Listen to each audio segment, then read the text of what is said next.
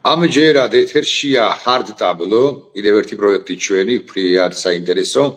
ჩვენი დღევანდელი სტუმარია ბატონი დათო გოჩავა, პროფესიონალ რკინიგზელთა კლუბის დამფუძნებელი, გარდა ამისა პირი, რომელიც აქტიურია სოციალურ ქსელში და ძალიან საინტერესო ერთის მხრივ ინფორმაციებს აწვდის მომხმარებელს სოციალური ქსელისა, მეორე მხრივ მე ვფიქრობ, რომ ძალიან საინტერესო ანალიტიკაც აქვს ბატონ დავითს ფართოდ იმ საკითხებზე, რომლებიც აქტუალური და მნიშვნელოვანია დღეს მსოფლიოში, ამასობაში მსოფლიოში, სწორედ მსოფლიოში ბევრი საინტერესო ამბები ხდება იმ ამბების პარალელურად, რომლებიც მიმდინარეობს ჩვენს ქვეყანაში.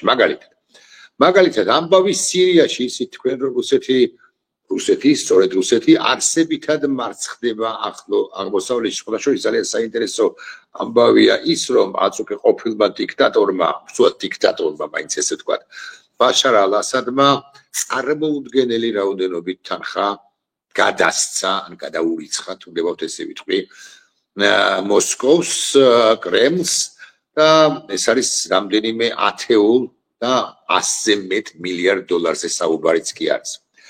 ამბავი უკრაინაში, უკრაინა მე მგონია რომ სამართლიანი მშვიდობის დამყარების გარეშე უკრაინაში არც არანაირი მშვიდობა არ დამყარდება, თუმცა ამაზეც ვისაუბრებთ ბატონ დათოსთან.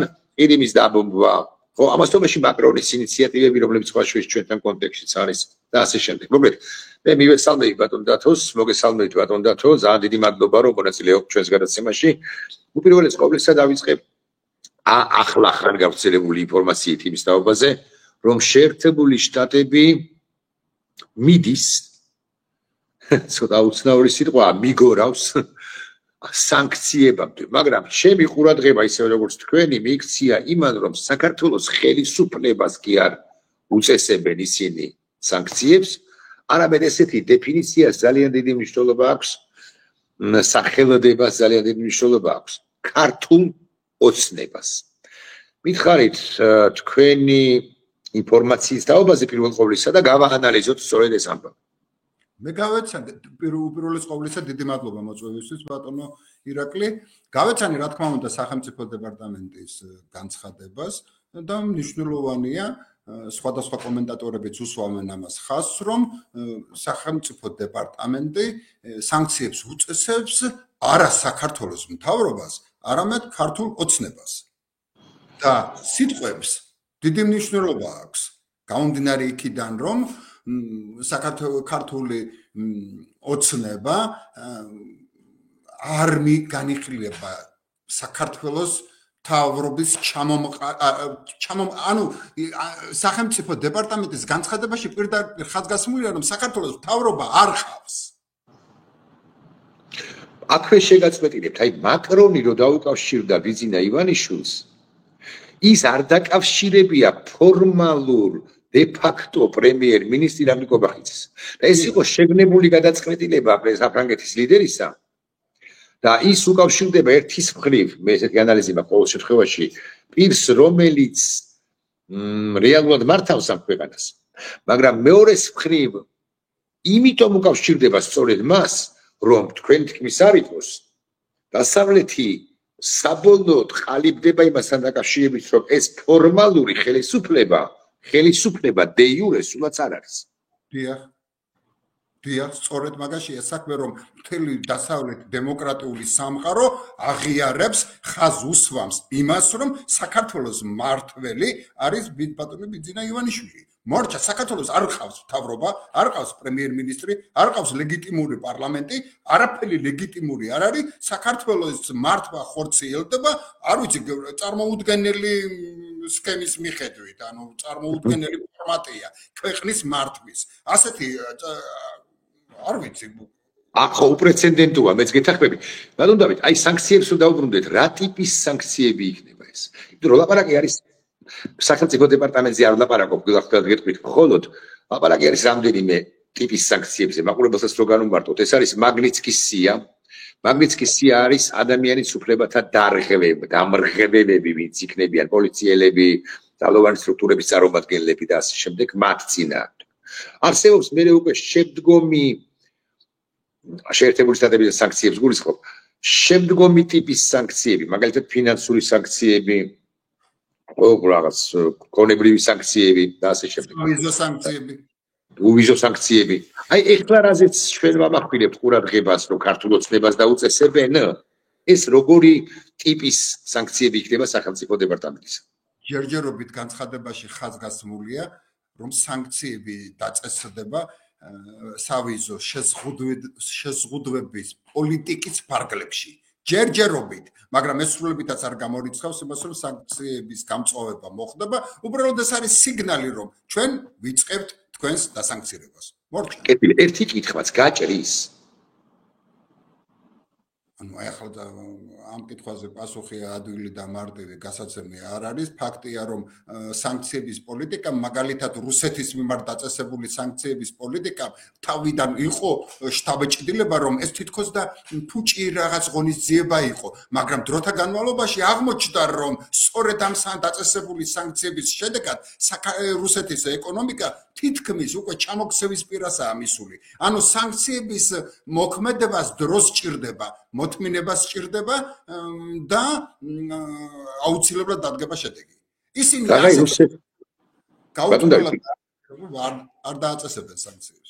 გეთახმებით აბსოლუტურად, რაღაცა რუსეთი ახსენეთ, ოდნავ გადავიდეთ სხვა თემებზე, ჩვენ ვიხარშებით ჩვენს ამბავში, ჩვენს ქვაბში, ესე ვიტყვი. მაგრამ ამასობაში გარშემო ხდება იმგვარი პროცესები, რომლებიც ბუნებრივიც არის, გულახდილად გეტყვით, რომ ამ პატარა საზოგადოების ყურადღების მიღმა რჩება, იმიტომ რომ ჩვენი პრობლემები გვაქვს. აი, ეხლა გამოჩნდა მაკრონი, ევროპის რეალური ლიდერი. ხო, მაკრონი ძალიან აქტიურად მონაწილეობს ჩვენს კონტექსტშიც, სხვათა შორის სატელეფონო ზარი ხსენებულ ივანიშვილთან ძალიან მნიშვნელოვანი იყო, მაგრამ ასევე მონაწილეობს ძალიან აქტიურად კავკასიის კონტექსტშიც, მე სომხეთთან ურთიერთობასაც რასაკვირველია გავუსვამდი ხას, მაგრამ აი მაგალითად უკრაინის კონტექსტშიც. მე ოდინდელ მის ინიციატივას არ გულისხმობ, მნიშვნელოვანი ცხადია, რომ საფრანგეთი დაეხმარება უკრაინას მათ შორის შეერაღებული ძალებითაც საჭიროების შემთხვევაში და ასე შემდეგ. მე არ გულისხმობ დღეს. მაკრონი თითქოს გამოიკვეთ დღეს და ახლა. მაკრონი თითქოს გამოიკვეთ ან ყველაზე უფრო სანდო ან ხშირ პარტნიორად არჩეული პრეზიდენტი ტრამპისა. განსხვავებით თქვა გერმანიის ლიდერისაგან. ხომ არ ვცდები და რა შეიძლება იყოს ამის მიზეზი? არა, თქვენ არ ვცდებით. იმიტომ რომ მეგობრებიც მყავს აქ სოციალურ ქსელში და ძალიან განათლებული, მე ხო რკინიგზელი ვარ, რკინიგზის ინჟინერი ვარ და ყველაფერს ამას ცოტა სხვანაირად ვუყურებ, მაგრამ არიან გეოპოლიტიკის სპეციალისტებიც, რომლებიც ცოტა ღრმად სწავლობენ თემებს და ცოტა სხვანაირად უყურებენ ყველაფერს. უბრალოდ საუბარია იმაზე, რომ საქართველოზე პატრონობა ბჭყალებში, ანუ მათზე მეურვეობა, მისი მომავალი უნდა განსაზღვროს ევროპამ. ამერიკამ ეს საკითხი დაუთმო ევროპას. ასე მიხსნიან მე ჩემი მეგობრები. მე მაგათი მჯერა. კეთილი, ეხლა არჩეულ პრეზიდენტ ტრამპზე და უკრაინის კონტექსტში ვისაუბროთ. მე ამ თეორიის მომხრე ვარ, რომ უკრაინელთა ნებართვის გარეშე ან თუნდაც სხვაგვარად ვიტყვი, სამართლიანი მშვიდობის დამყარების გარეშე ტრამპი კი არა. 47-ვე ზოგი ცოცხლ უმრავლესობა გარდაცვლილი და ზოგი ცოცხალი პრეზიდენტი ერთად რომ გაერთიანდეს, ისინი უკრაინის პრეზიდენტს ესე ჰარალედ ვერ გადაწყვეტენ. კერძოდ უკრაინის ინტერესების შებრალვის ხარჯზე. რა მდგომარეობაა მოცემულ ეტაპზე უკრაინაში, იმიტომ რომ კვლავ ვიმეორებ, ამას აქვს ამ კითხვას საფუძველი. ჩვენ ერთგვარად შემოგვავიწყდა და არა ნაკლებ ყურადღებას ვაქცევთ ჩვენი პრობლემებისა და გამო. საქმე იმაშია, რომ ზოგადად ხო სოფლიო პოლიტიკა დიდწილად განსაზღვრავს ვაშინგტონის პოზიცია. მე ჩემი ასწავლებლებით აი ცოტა გასაკვირველი განსაზღვრავს და იქ ლიდერის ცვლილება ყოველთვის იწვევს რაღაც დამატებით რაღაც აღელვებებს, რაღაც მოლოდინი არ არის თქვა გარკვეული არა ვარ მით უმეტეს ტრამპისთან პიროვნება, მაგრამ ფაქტია რომ ამხელა ზესახელმწიფოს პოლიტიკა ძირეულად არ იცვლება ხოლმე პრეზიდენტის შეცვლის დროს. იცვლება რაღაცა აი თამაში ფეხბურთის თამაშის დროს რომ თქვა რაღაცა ახალი ფინტი შემოდის თქვა ახალი რაღაცა ილეთი შემოდის რაღაცა ახალი გარღვევა ფლანგზე ან რაღაცა მაგრამ გუნდი ანუ ამერიკის შეერთებული შტატები მაინც მიიწევს გამარჯვებისკენ და ეს გამარჯვება ეს პოლიტიკა არ იცვლება რადიკალურად და გარდა ამისა არსებობს ისეთი სიტუაცია, ხო, ახლა ტრამპს უნდა გიждდება ნობელის პრემია უნდა გაწო. მას უნდა მშვიდობის ყოფილი იყოს, მთელ სოფლიოში პირველი ადამიანი იყოს. ამის ამბიცია აქვს და ის ამ მიზანს მიუყვება. მაგრამ ბატონო დათო, ამასობაში უკრაინა მათ შორის დასავლური იარაღით პირველ ყოვლისა ცხადია, უფრო გახშირა დაბომბვა ასე მაგალითად ყირიმის ნახევარკუნძულის.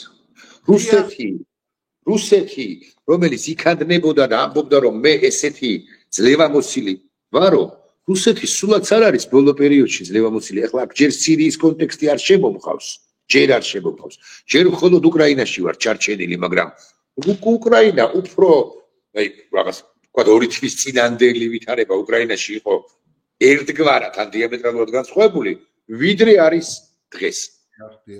რუსების შეტევის ინტენსიურობაც შემცირდა. ისინი უფრო შედარებით მე რაღაც ომის შესწავლის რაღაც ინსტიტუტი რო არსებობს, იმას სისტემატურად ვაკვირდები, შემცირდა მისი ინტენსიურობა აი აქ ამ ფრონტის ხაზზე. იმიტომ რომ ვერანაირად ვერ გადაწყვიტა კურსკის მდგომარეობა.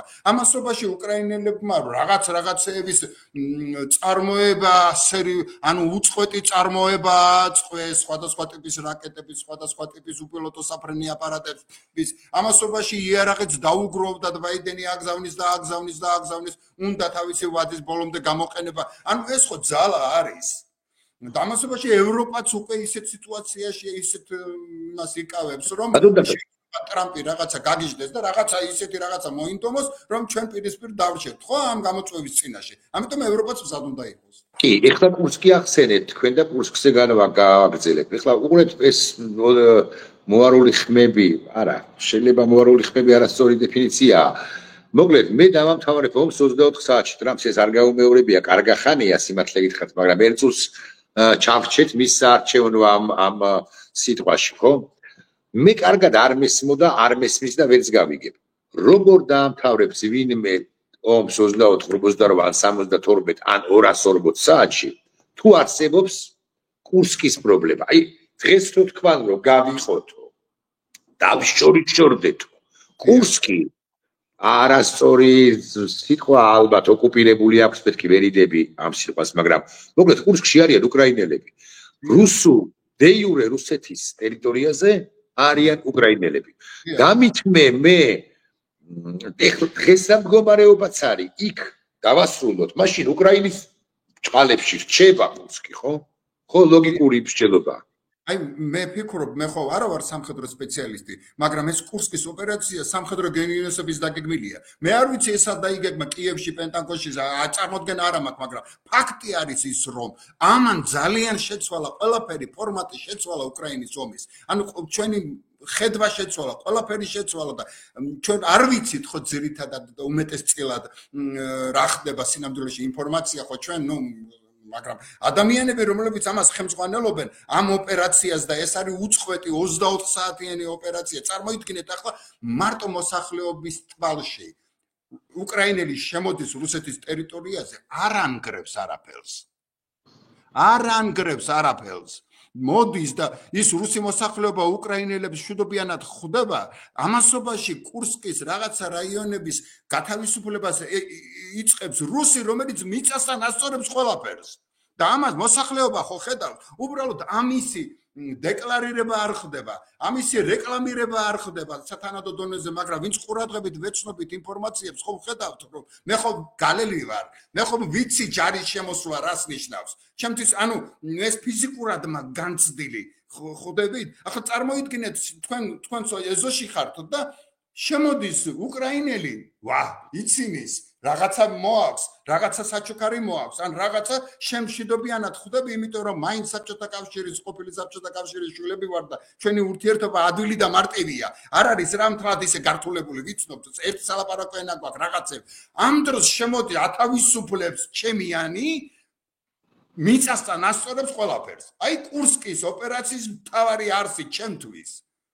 უბრალოდ ამის დემონსტრირებას ვინ გააკეთებს ახლა რუსეთის ტელევიზიებში და რაღაცებში, მაგრამ ჩვენ ხო ვიცით რომ კურსკის მოქალაქეს, როგორც აი როგორ გითხრათ, უბრალო მოქალაქეს მაცხოვრებელს არ შეუძლია ატანა არა აქვს თავისი საკუთარი სახელმწიფოს ჯარის. იმიტომ რომ ის მოდის ცეცხლით, მოდის სიკვდილით, მოდის რა ვიცი, ანადგურებს ყველაფერს და ამ დროს შემოდის ქუჩაში ტანკი უკრაინელია და არის რაღაც სურსათანოვაკი შემოაქვს კაცო. ახლა თქვა ისე იდეალურად არ არის მე რომ დავხატე ახლა აქ სურათი, მაგრამ გასაგებია. ამასთან ახლოს არის. ანუ დავით, არ შევხები ვარ ჩვენ იმას, რაზეც ვილაპარაკე მე ჩემს შესავალ ნაწილში. ეს არის ახლო აღმოსავლეთი, ირანის და საერთოდ ახლო აღმოსავლეთის ქვეყნების გარკვეული ნაწილის თუ მნიშვნელოვანისა თუ ყველასი არა. კონცეპტუალური მიდგომა იყო ამგვარი. ისრაელის სახელმწიფო არ უნდა არსებობდეს. გასული წლის 7 ოქტომბრის ამბავმა და უკვე შემდგომ განვითარებულმა მოვლენებმა ეს არის ისრაელის დაპირისპირება ჰამასთან, ეს არის ისრაელის დაპირისპირება ჰეზბოლასთან და რეალურად უკვე შემდგომ ისრაელის დაპირისპირება სახელმწიფო ირანთან. განაპირობა ახლო ვითარების აღრევა ახლო აღმოსავლეთშიც, მაგრამ ამასობაში თითქოს რომ მეორე პლანზე იყო გადასული ქვეყანა აი ამ ისრაელ-ირანის შეპირისპირებაში. და ამ ქვეყანას ჰქვია სირია.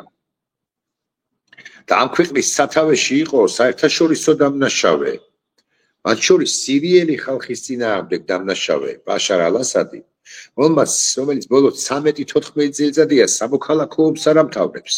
და ამ სამოქალაქო ომის ფარგლებში სირიელ ხალხს მოუწყო ეთნიკური კი არა, გენოციდი პრაქტიკულად ქიმიური იერიში მიიტანა რა ამ დაახლოებით კი არა, ზუსტად 13 წლის წინ სირიაზე, სირიელ მოქალაქეებს. და ნუ საშინელი ჰუმანიტარული კრიზისები გამოიწვია ამან ევროპაშიც მათ შორის, ხო? ბაშარ ალ-ასადი აღარ არის სირიის სათავეში. გულუბრყვილო უნდა იყო კაცი რომ მიფიქრო რომ რუსეთი ამ ყველაფერში არ მონაწილეობდა. სხვა თუ არაფერი მას სამხედრო ბაზები ჰქონდა და აქვს სირიაში. მითხარით, რეგიონული მასშტაბით ახლო აღმოსავლეთს გულისხმობ. დამარცხდა რუსეთი, მარცხდება რუსეთი. დამარცხდა შეიძლება ცოტა მძიმე ზნა არის, იმიტომ რომ ის ალბათ ეცდება საკუთარი ორი სამხედრო ბაზის შენარჩუნებას. შესაძლოა მოახერხოს კიდეც.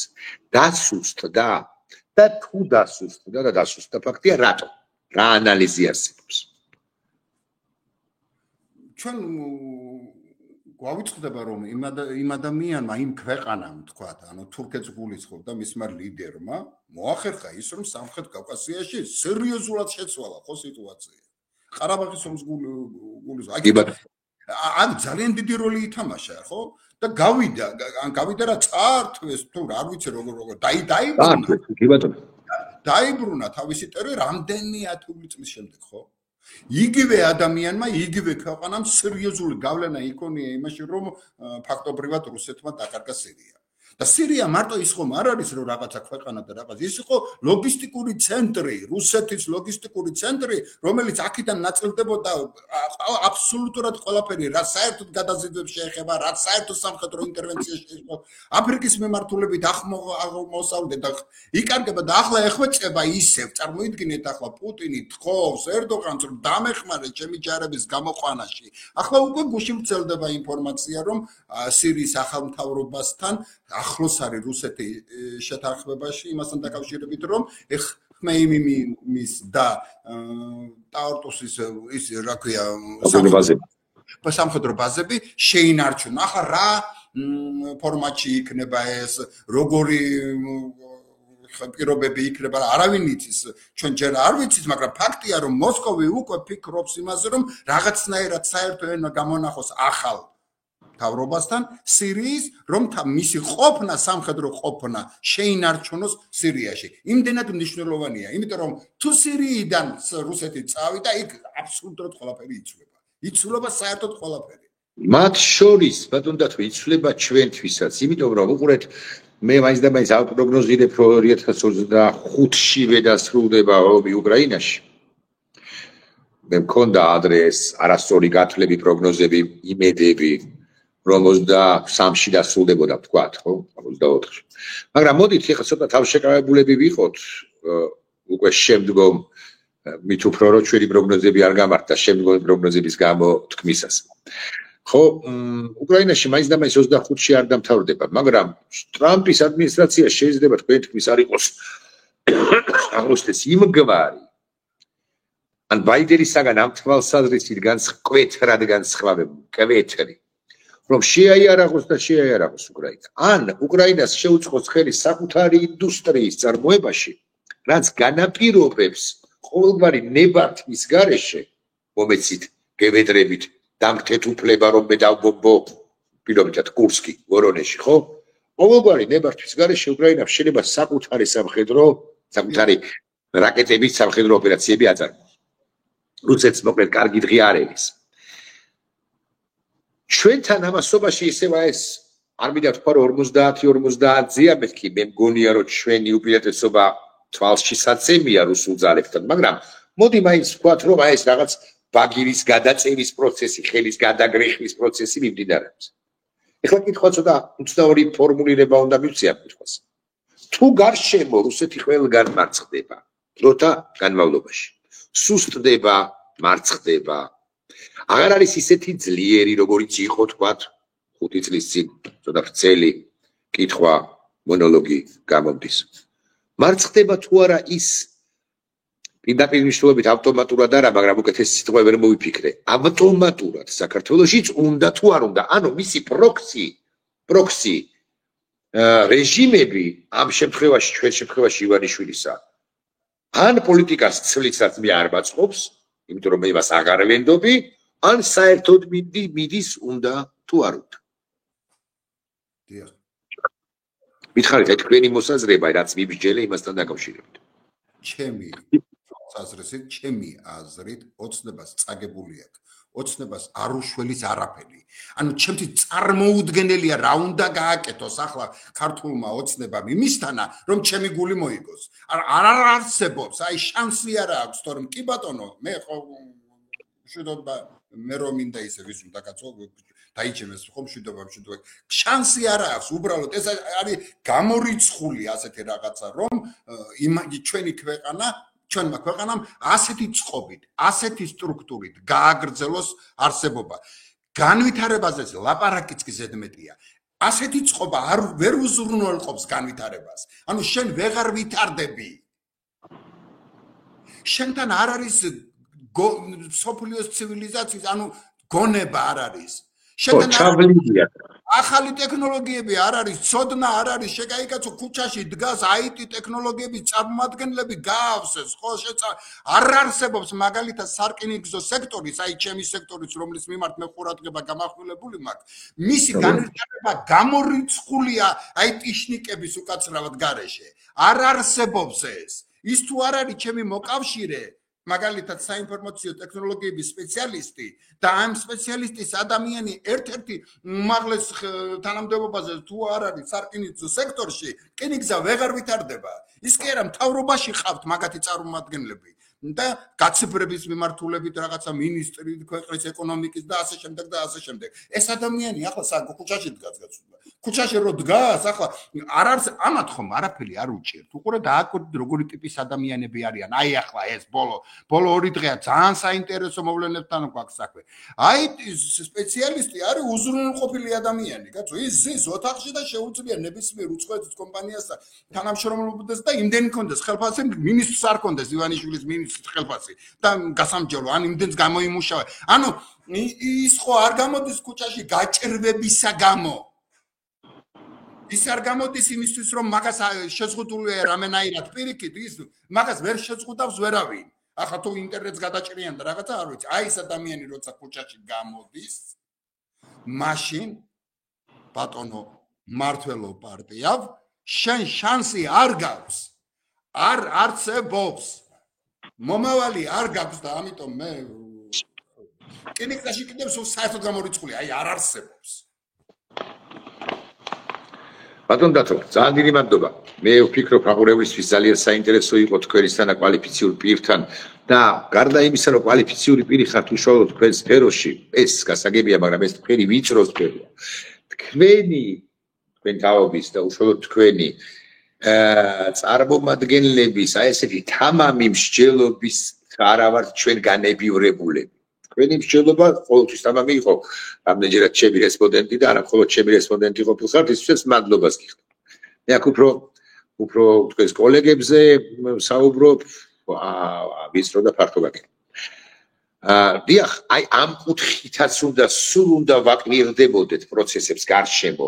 დარგობრივ, აი ტიშტიკები ახსენეთ, აი დარგობრივი მიმართულებით რა ხდება ამ სფეროში, მართლა რამ გამოიყვანა ტიპები უკაცრავად სიტყვისთვის, რომლებსაც აქვთ შემოსავალი, კარგი აი ტიშტიკი ჩვენ ქვეყანაში შეიძლება 10,000, 15,000 დოლარიცაა. ხო, კარგი 15,000 ლარი თუნდაც. დიახ, მაგაშია საქმე.